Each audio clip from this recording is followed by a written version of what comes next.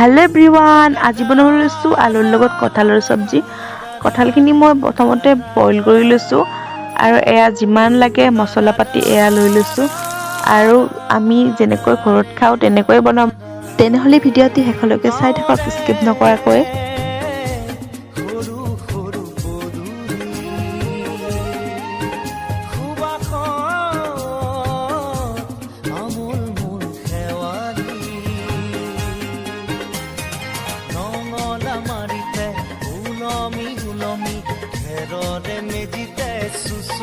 বাগৰি লুকা ভাবু দৰা কইনা আৰু কত খেল আছে খেলি সৰু ল'ৰা ছোৱালী